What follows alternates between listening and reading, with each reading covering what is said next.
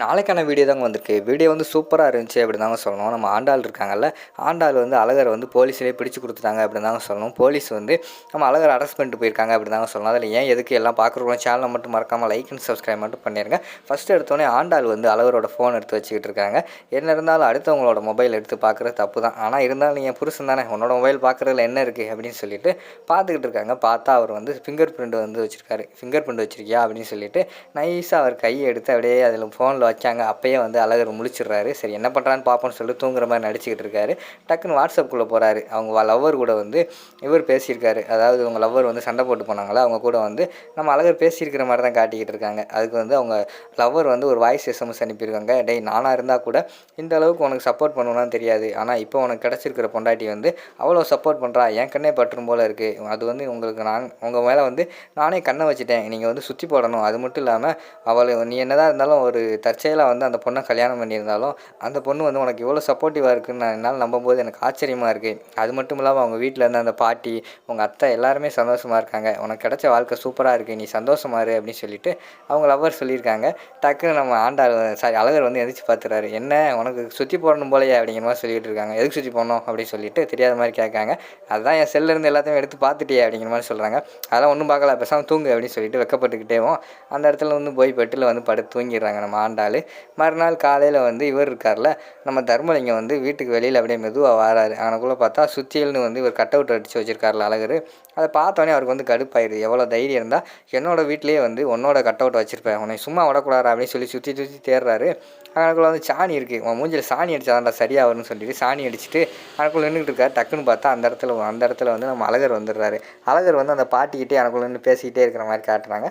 தற்செயலாக அவனுக்குள்ளே திரும்பி பார்க்காங்க. அவரோட மூஞ்சில் வந்து சாணி அடிச்சிருக்காங்க. பாட்டி, என் மூஞ்சில் எவனோ சாணி அடிச்சிட்டான் பாட்டி, எவ்வளோ தைரியம் இருந்தால் வருங்கால பிரசிடெண்ட்டுக்கிட்டே இவங்க இவ்வளோ இது பண்ணுவாங்க, இவங்களை சும்மா விடக்கூடாது அப்படிங்கிற மாதிரி சொல்லிவிட்டு அவர் சொல்லிட்டு இருக்காரு. ஏய் பேராண்டி, என்ன பேராண்டி, இப்போ தான் சாணி அடித்த மாதிரி இருக்குது, எவனா தான் சாணி அடிச்சிருப்பான், எனக்குள்ளே நிற்கிறவனை போய் செக் பண்ணிப்பார், எவன் கையில் சாணி இருக்கோ அவன் தான் அடிச்சிருக்கான் அப்படிங்கிற மாதிரி வந்து பாட்டி வந்து போட்டு கொடுத்துட்றாங்க. ஏங்க சிஸ்டர் கையை காமிங்க, அத்தா கையை காமிங்கன்னு சொல்லிட்டு எல்லாத்தையுமே செக் பண்ணுறாங்க. என்ன மருமகனே, என் கையிலே வந்து நீங்கள் செக் பண்ணுறீங்களே அப்படிங்கிற மாதிரி சொல்கிறாங்க. அரசியல்வாதினா ஃபஸ்ட்டு குடும்பத்தை தான் சந்தேகப்படணும், ஒழுங்காக கையை காமிங்க எல்லாரும் அப்படின்னு சொல்லிட்டு கையை காமிக்காங்க. யார் கையிலுமே சாணி இல்லை. அடுத்து வந்து அவர் மட்டும் கையை பின்னாடி ஒளிச்சு வச்சு நின்றுட்டு இருக்காரு நம்ம தர்மலிங்கம். பாட்டி, உங்கள் மகனையும் கை காட்ட சொல்லுங்கள் அப்படிங்கிற மாதிரி சொன்னாங்க. டேய் கையை காட்டுறா, அதான் என் பேராண்டி கேட்கான்ல அப்படிங்கிற மாதிரி சொல்கிறாங்க. நான் அது காட்டணும், அதெல்லாம் காட்ட முடியாது அப்படிங்கிற மாதிரி தர்மலிங்கம் சொல்கிறாரு. டேய் ஒழுங்காக காட்டுறா அப்படிங்கிற மாதிரி வந்து நம்ம அவங்க அம்மா சொல்கிறாங்க. இருங்க பாட்டி, நான் போய் பார்த்துட்டு வரேன்னு சொல்லிட்டு பின்னாடி போய் பார்க்காங்க. கை பூரா சாணியாக இருக்குது. பாட்டி, இவர் தான் பாட்டி சாணி அடிச்சிருக்காரு, ஏன் இதிலே கட்டவில்லை சாணி அடிச்சிட்டாரா, இவரை சும்மா விட மாட்டேன்னு சொல்லிட்டு நம்ம அழகர் போய் பதிலுக்கு அவரோட கட் அவுட் அந்த சைடில் இருந்ததில் அதில் போய் சாணி அடிக்க ஆரம்பிச்சிடறாங்க. டேய் நான் கொஞ்சோண்டு அடித்தா நீடா பெருசாக அடிக்க அப்படிங்கிற மாதிரி வந்து தர்மலிங்கம் சொல்கிறாரு. தராசை கொண்டு வந்து சாணி அள்ளி போட்டு அளந்து பாருங்க அப்படிங்கிற மாதிரி சொல்லிட்டு இருக்காரு. இருறா உனக்கு நான் அடிக்க பாடுறா அப்படின்னு சொல்லிட்டு இவர் கொஞ்சம் அடிக்காரு. பாட்டி, நான் 1/2 கிலோ அளவு தான் அடித்தேன், இவர் என்ன 1 கிலோ அளவுக்கு அடிக்காரு அப்படிங்கிற மாதிரி சொன்னோடனே பாட்டி சொல்கிறாங்க. டேய் சாணி தான் நிறைய கிடக்கல, அள்ளி அடிங்கடா அப்படிங்கிற மாதிரி சொன்னோடனே 2 பேரும் மாற்றி மாற்றி சாணி அடிச்சுக்கிட்டு இருக்காங்க. சாணி அடித்து முடிச்சதில் கடைசியில் நம்ம இவரோட அழகரோட அந்த கட் அவுட்டே கீழே விழுந்துருது. அடுத்த சீனில் பார்த்துக்கிட்டோம்னா எல்லாருமே அந்த இடத்த விட்டு போயிடுறாங்க. அடுத்து வந்து ஆண்டாள் வந்து வராங்க. அவங்க அப்பா மூஞ்சில் சாணி அடித்ததை பார்த்தோன்னே அவருக்கு வந்து பயங்கரமான டென்ஷன் ஆகிருக்கு. வீட்டுக்குள்ளே போய் எல்லாருமே சிரிச்சுக்கிட்டு இருக்காங்க. சாணி அடித்த விஷயத்தை பேசிக்கிட்டு யார் சாணி அடித்தது அப்படிங்கிற மாதிரி ஆண்டாள் வந்து போய் கேட்காங்க. அதுக்கு வந்து அவங்க அம்மா வந்து சொல்கிறாங்க. என்னடி என்னாச்சு, மாப்பிள்ளை தான் அடித்தார் அப்படிங்கிற மாதிரி சொன்னோன்னே எவ்வளோ தைரியம் இருந்தால் அவன் எங்கள் அப்பா மூஞ்சிலேயே வந்து சாணி அடிச்சிருப்பான், அவனை சும்மா விட மாட்டேன் அப்படிங்கிற மாதிரி சொல்கிறாங்க. இருடி என்ன நடந்துச்சு ஏதுன்னு கேட்டுட்டு பேசு அப்படிங்கிற மாதிரி சொல்லிகிட்டு இருக்காங்க.